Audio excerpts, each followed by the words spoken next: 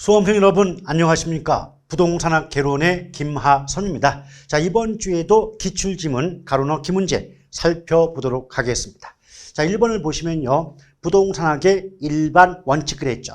일단은 부동산학의 일반 원칙에는 능, 안, 경, 공, 능률성, 안전성, 경제성, 공정성이라는 네 가지 원칙이 존재합니다. 그런데 뒤에 문장을 보니까 소유 활동에 있어서 최유효 이용을 지도 원리로 삼는다. 그 말 나와 있죠. 우리가 보통 부동산 활동을 구분할 때, 자, 부동산 활동을 구분함에 있어서 크게 소유 활동과 거래 활동으로 구분을 합니다. 그런데 이때 소유 활동에는 최유효 이용의 원리가 적용이 되고요. 또 거래 활동에는 거래 질서 확립의 원리가 적용된다라고 익히 배웠던 기억이 있고요. 특히나 이런 원리는 부동산학의 일반 원칙 중 특히 능률성의 원칙과 관계가 있다라고 배웠던 기억이 있죠. 그럼 가로 속에 들어갈 말은 능률성이 될 수밖에 없겠네요. 자, 2번 볼게요. 무엇은 등기 등록의 공시 방법을 갖춤으로써 부동산에 준하여 취급되는 특정의 동산 등이다. 벌써 부동산에 준한다 했기 때문에 준부동산을 의미한다 라고 볼 수가 있겠죠.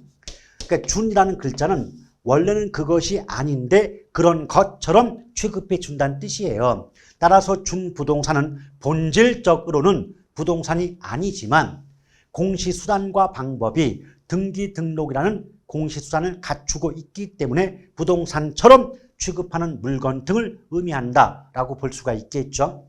그래서 준부동산에는 어떤 게 있어요? 자동차, 항공기, 선박, 건설기계, 그것 이외에 법률상의 광업재단이나 공업재단, 공장재단이죠. 그리고 어업권, 임목 등이 포함된다고 배웠던 기억 있을 겁니다. 자, 3번. 무엇은 도로 부지, 하천 부지와 같이 일정한 용도로 이용되는 토지를 말한다. 벌써 도로, 무지, 하천, 부지, 부지자가 반복돼 있죠. 그러니 가로 속에 들어갈 말은 부지가 될 수밖에 없는 거고요. 더불어 주거상업공업, 제가 강조했죠. 어느 파트를 불문하고 주상공이 나오면 반드시 택지가 따라 붙는다 하지 않았습니까? 그래서 두 번째 가로 속에 들어갈 말은 택지라고 보시면 돼요. 자, 그 다음에 4번 문제 볼게요. 4번 택지 경계와 인접한 경사된 토지로 사실상 사용이 불가능한 땅이다. 가장 포인트가요. 경사된 토지죠. 그래서 경사진 부분의 땅이다. 경사란 말이 나오는 그 순간 이미 정답은 법지라고 보시면 됩니다. 우리가 보통 법지는 법적으로 소유할 수는 있지만 활용실익은 없거나 적은 땅이라고 배운 기억이 있지 않습니까? 또 정확히 말하면 법지는 윗집과 아랫집 사이에 경사진 부분의 땅이기 때문에 실질적인 활용 이익은 없다고 볼 수가 있겠죠. 5번 무엇은 부동산의 주된 용도적 지역인 택지지역, 농지지역, 임지지역의 세분된 지역 내에서 우리가 자주 반복해서 문제 풀어보셨지만 택지, 농지, 임지지역 합하면 이게 용도지역이죠. 근데 용도지역 내가 나왔거든요. 우리 어떻게 배웠습니까? 용도지역이 나올 때 그 뒤에 용도지역 내라는 글자가 붙으면 얘는 이행지를 의미하고 또 이 용도지역 뒤에 용도지역 상호간, 간자가 붙으면 후보지가 답이 된다 했던 거 기억나십니까? 그럼 여기서는 용도지역 내라고 말이 붙었으니까 후보지가 아니라 이행지가 답이 될 수가 있는 것이겠죠. 자, 6번 볼게요. 무엇은 부동산 활동을 임장활동. 자, 벌써 임장활동 나오면 이거 부동성이에요.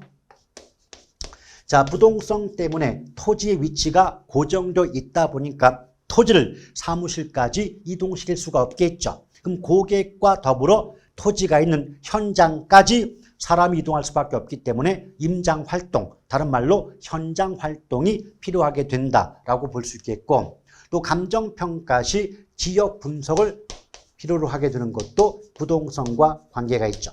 지역 분석이란 말은 어떤 물건의 가치에 영향을 줄 수 있는 외부 환경에 대한 분석이 지역 분석이거든요. 그런데 왜 부동성과 관련이 있을까? 부동성 때문에 위치가 고정되어서 움직일 수 없다면 좋은 영향이든 나쁜 영향이건 간에 외부 환경에 영향을 받을 수밖에 없지 않겠습니까? 그래서 감정평가할 때는 그 물건 내부에 대한 분석 이전에 그 물건 가치에 영향을 줄 수 있는 외부 환경에 대한 분석을 선행할 필요가 있게 되는 거죠. 이것을 지역 분석은 일반적으로 개별 분석에 선행한다라고 말하고 있는 겁니다. 7번 볼게요. 개별성으로 인해 개별성 때문에 땅은 부동산은 물건마다 달라요. 즉 이질적 재화가 되기 때문에 일물일가의 법칙이 적용되지 않아요. 일물일가의 법칙은 동질품일 때 적용되는 원리인데 개별성 때문에 부동산 상품은 저마다 다른 이질적 재화이다 보니까 일물일가의 법칙이 적용될 수가 없는 거고요. 그리고 토지시장에서 물건 간 대체관계가 제약된다. 아주 전형적이고 대표적인 개별성과 관계된 문장이라고 보시면 됩니다. 자, 8번 볼게요. 부동산 수요는 구입에 필요한 비용을 지불할 수 있는 경제적 능력이 뒷받침된 유효 수요의 개념이 되겠죠.